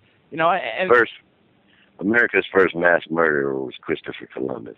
I'm not trying to get political or start, disrespecting America, but it's our history. I don't know how we got on the topic, but my country was based on killing and stealing and taking and overcoming and changing. That's how this country was developed. I don't know about Canada and Europe and Japan, but we're the biggest gangsters there are. You're right there, and you, like you said, going back to even them, the Roman Empire was the same thing. After Greece toppled, they kidnapped all the engineers, kidnapped all the architects, murdered everybody who was against their cut their tongues off, cut their hair, made them look like them. But what's funny is we look at the aliens are bad because they're kidnapping us and doing stuff. They ain't taking over. They're not taking our land and throwing us on little islands. We're the ruthless ones. That is absolutely correct in that sense. We're the ones that are actually causing the most harm, because if they're observing it, and like you said, and so many hundreds of thousands, if not millions of abductees who have been speaking out that have had their sperm or ova taken, if that's the worst thing that's happened to you out there, then, I guess that's not such a bad thing. Well, I learned it's not bad what they did to me in retrospect because for the cause, what the reason is. It isn't for me, I'm part of human history, sitting with millions of others.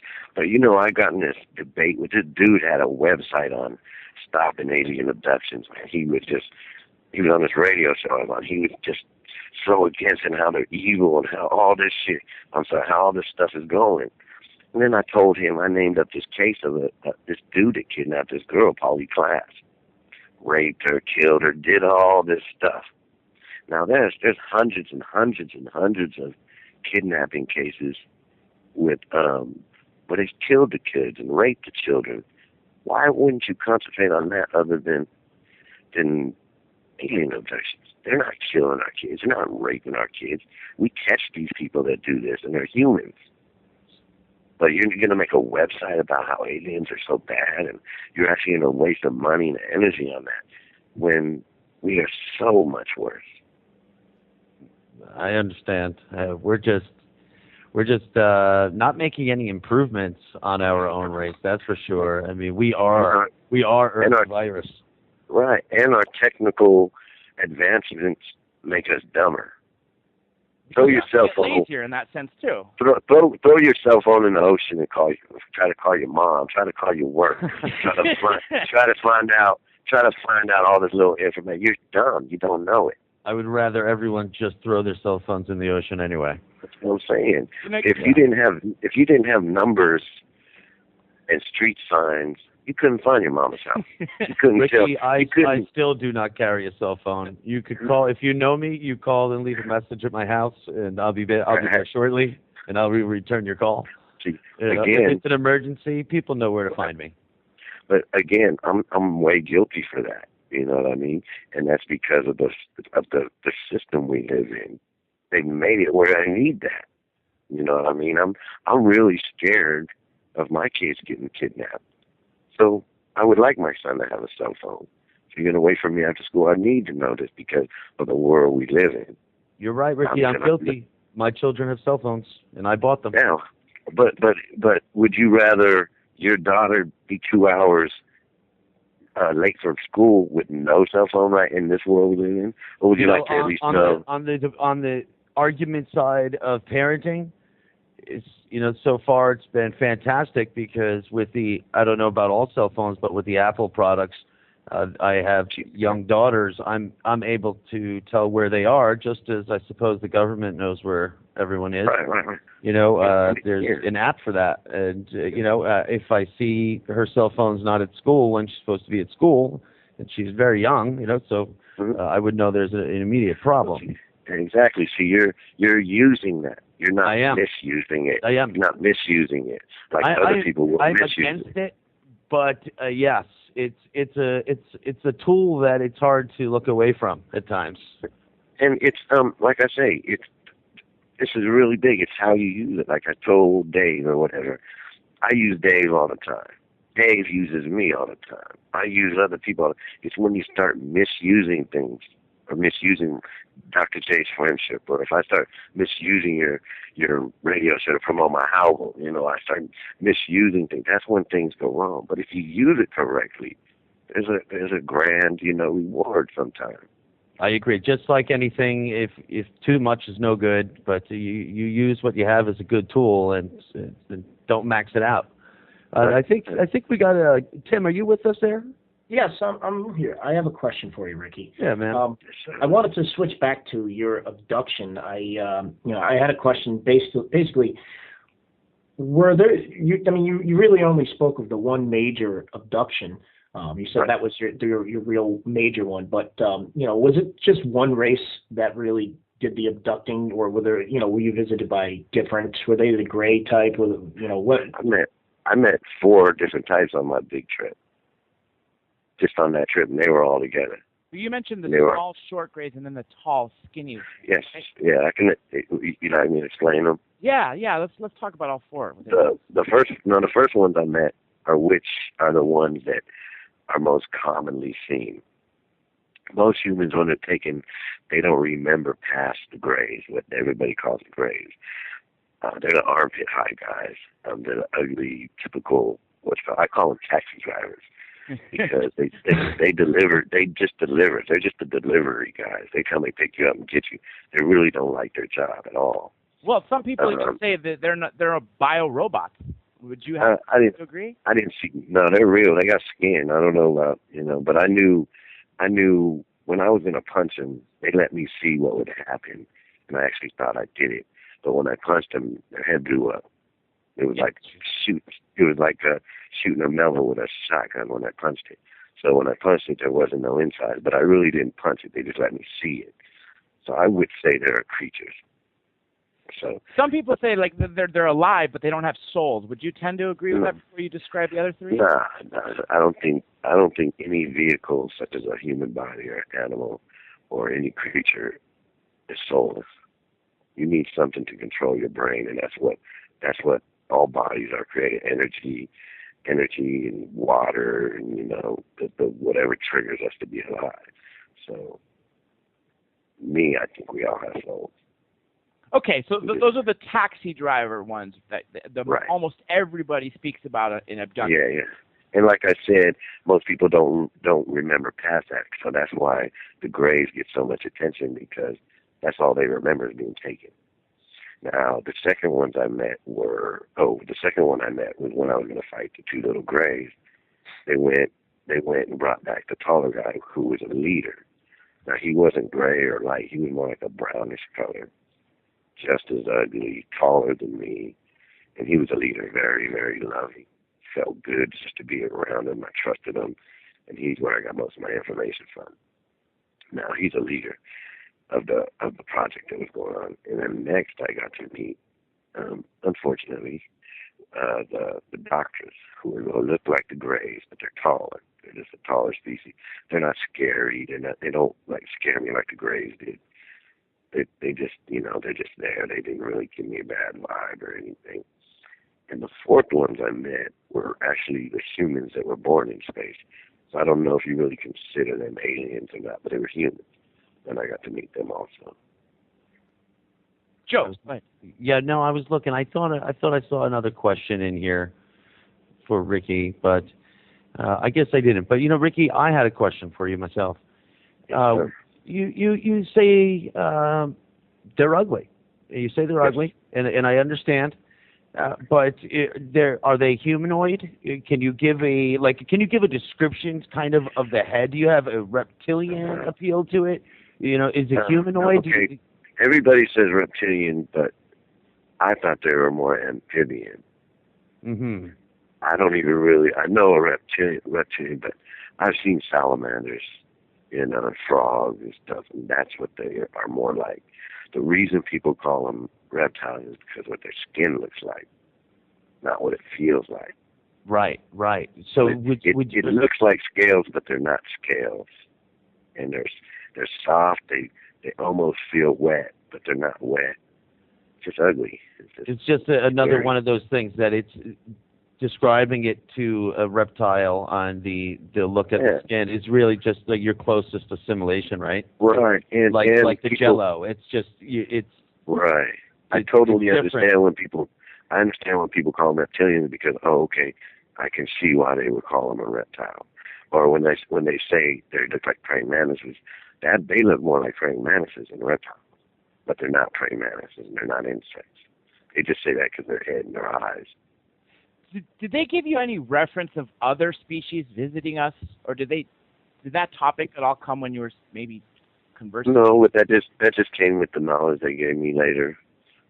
You know, that we've been constantly being visited. Oh yeah, but humans are so vain when we think everything that comes here is for us. You know, sometimes they look at trees. Sometimes whole other species are concentrating on doves or dolphins or butterflies. You know what I mean? It isn't always for us or for certain things, atmosphere, you know, all kinds of different stuff that I'm not involved with. It's interesting that you mentioned other species like trees. They're rarely spoken about. It's always why are they just so interested in us? But you know, if that would hold to be true, like you said, if it's a protection for the species, for whatever reason, for populating here at a later point or somewhere else, they're also looking at other species as well. Is that correct? Yes. And it's like when I was there, they had a cow. Mm-hmm. I know exactly why they take cows. So it isn't just humans they take. Well, that's a huge topic. You just mentioned cow, and cattle mutilation is something that hundreds of people have spent hours and hours and millions of hours. I saw what they do, and they explained to me and showed me. I've seen it. I know exactly why. That's why I watch these shows once in a while about these cow abductions, and those guys are like so almost there, and then they'll say some stupid stuff, blow it all off. You know, I'm like, man, you guys are right there. Then you're gonna go talk about this crazy stuff when it's so simple. Why don't we tell all the listeners what they're missing? Put it all together for us, Ricky. Well, this is what I saw and what they told me. This happened at the very end of my abduction. They had just told me about pure humans, that they make humans in space, and I couldn't understand it. And as I'm thinking to myself, okay, the humans, then they took me to meet the two humans, then that came real. So I saw that, and again, we're walking, and the being that I was with, he didn't really answer my questions. He heard me thinking of asking him a question, or he saw me thinking, okay, they make humans. How do they eat? So I was in my mind thinking, well, and as I'm thinking, he's walking me to my answer.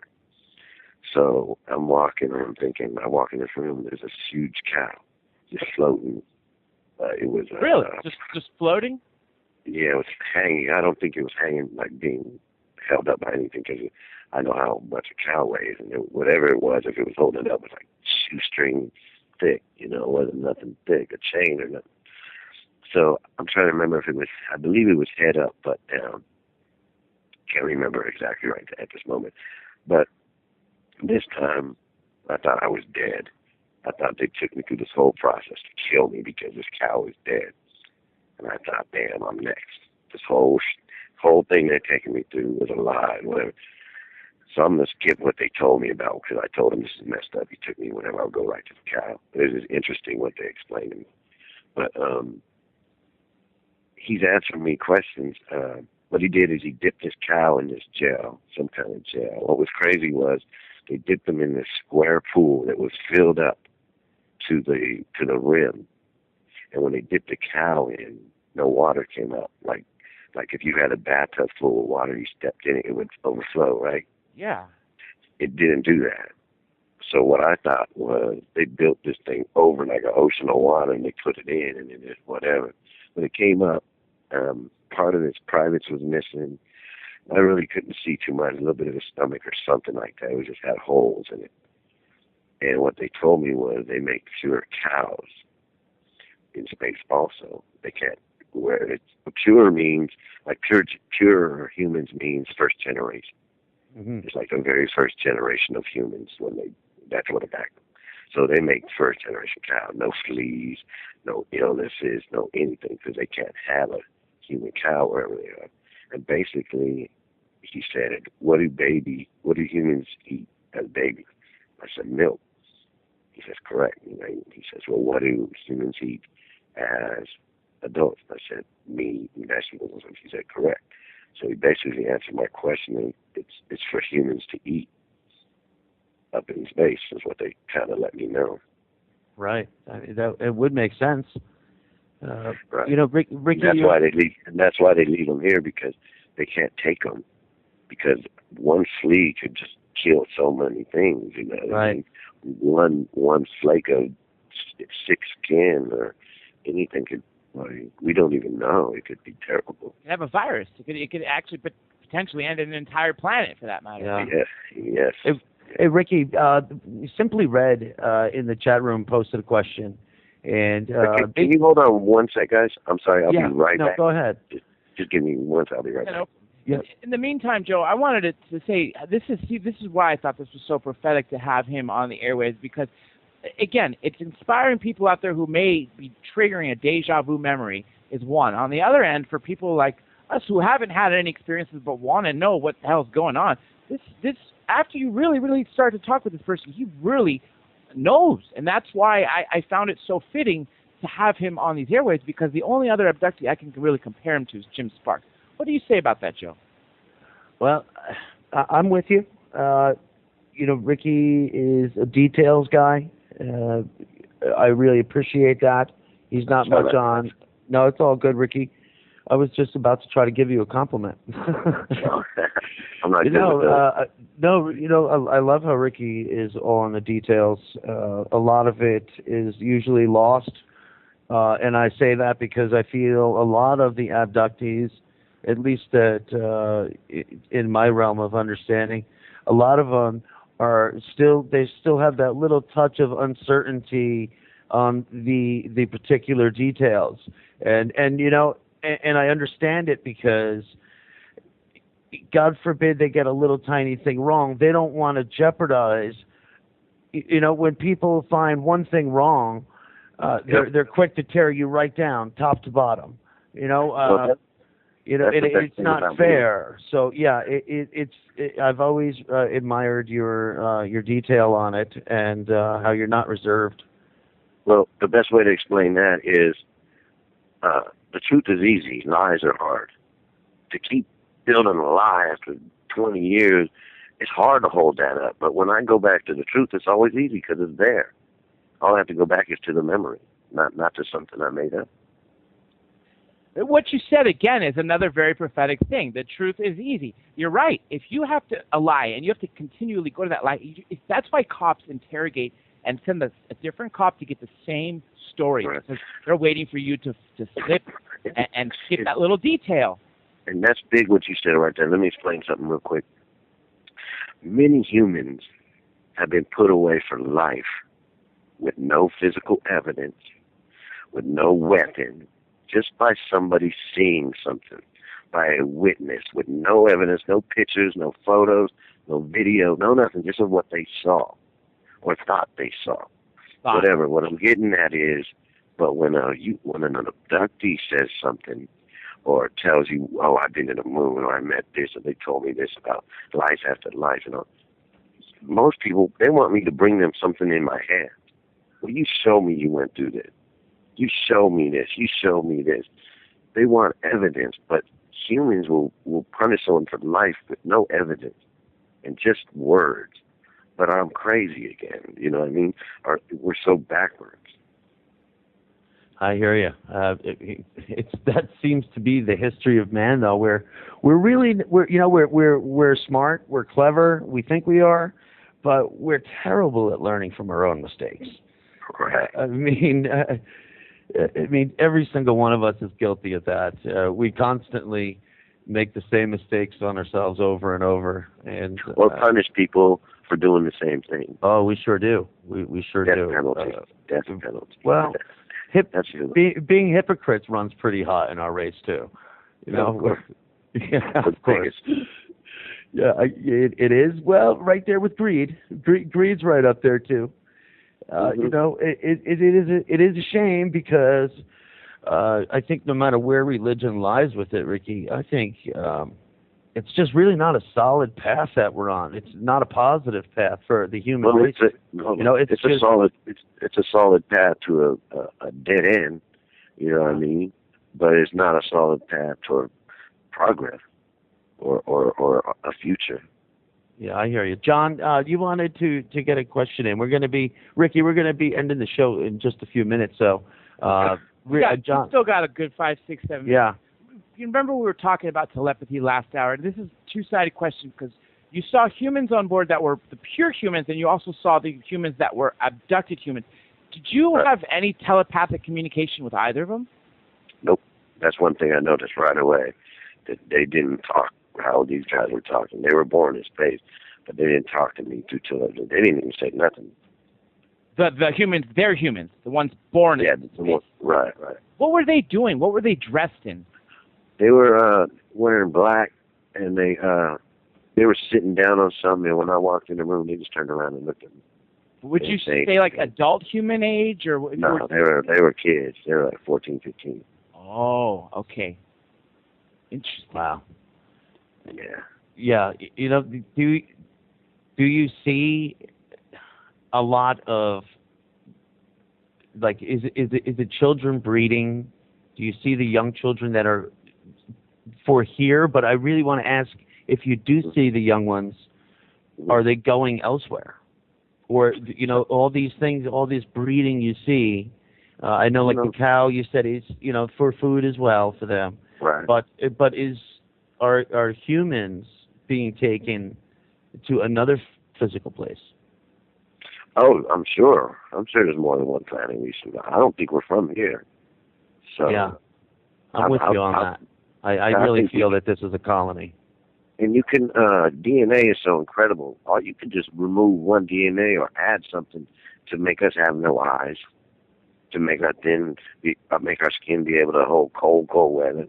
There's so many things they can do. We can do. We can actually do this, you know. But you know, if the planet's going to be cold, they can make us, you know, more prepared for that. They can do. All they got is time, even if it takes 1,000,000 years.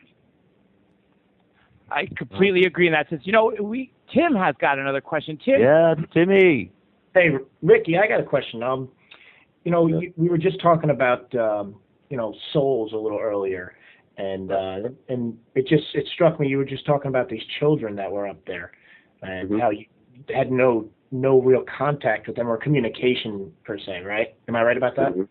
Yes. Now, would you say that were they active, or were they just standing there dormant? Were they? I mean, did they seem? They were actually, the thing that tripped me out most about these guys. Well, they were running something. They were actually working, doing something big in this room I went in. So that's what amazed me most was these are little kids, and they're in charge of this big old thing. That's what kind of blew me. But I didn't have time to sit there and, you know, wow. So the next thing was just tremendous, you know. If you recall, on the earlier half of the very beginning of the show, one of the questions that came out of the chat was among family, and it's a lot of researchers have proven that it goes on. As a matter of fact, our very own Preston Dennett, a good friend of ours, pinpointed a case going back from New York to 1928. Dr. David Jacobs found abductions going back to 1880. He'd probably even go further if he was able to talk to those people. But caveman days. Yeah, before that. Exactly. Now it's everybody talks about when they're being taken, then all of a sudden, some point in their life, they're not really taken, but their kids are taken. And right. You kind of alluded to that. Would you say that your kids are now being engaged by these extraterrestrial species? Very interesting. I know it's the end of the show, but we can do that for the next one. Yeah. Me and my son was taken in 2010. And I'd like to say one more thing since before we're going to get off. But if anybody does have any questions or anything, my Facebook is UFO Abductee, one word. Just one word. You can find me that way. But yeah, I do. I know that. And it might be just coincidence. They got my son also. But both of my children that they came in contact with, both are sick. and they came and checked up on them, and they let me know they were sick before they got diagnosed. Wow. At the same amount of time, 9 months before major surgeries. And that's a whole other story in itself. On both of them? That is a Yes, I have 4 kids, but my first one and my last one were sick. One has cerebral palsy. Ricky, the other one has thank heart you. condition. Thank you so much, Ricky. Thank you all No problem, for guys. tuning in.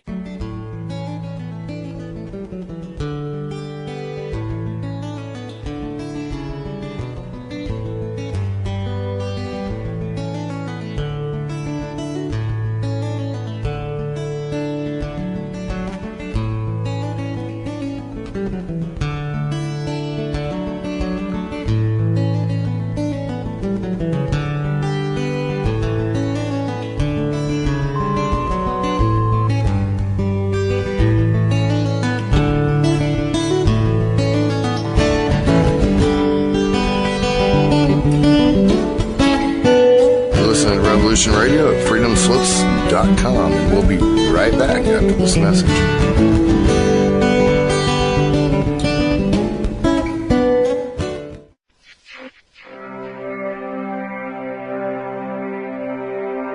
Most guys freeze. That's your cerebral cortex looking for an answer it doesn't have. See? Even your brain knows you're screwed. Your body's filling with adrenaline right now, whether you know it or not. Your heart's beating fast. It's getting a little harder to breathe. The neurobiological system is telling it to run, but your knees are too weak to move. Fear is not real. The only place that fear can exist is in our thoughts of the future. It is a product of our imagination, causing us to fear things that do not at present and may not ever exist. That is near insanity. Do not misunderstand me. Danger is very real, but fear is a choice. We are all telling ourselves a story. You're listening to Revolution Radio at freedomslips.com. 100% listener-supported radio. Reporting to danger. Unafraid. Right here, where information never sleeps. Revolution Radio.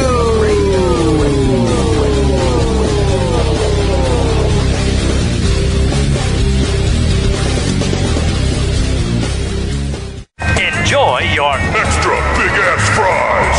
You didn't give me no fries. I got an empty box. Would you like another extra big-ass fries? I said I didn't get any. Thank you. Your account has been charged. Your balance is 0. Please come back when you can afford to make a purchase. No. I'm sorry you're having Come trouble. on. My kids are starving.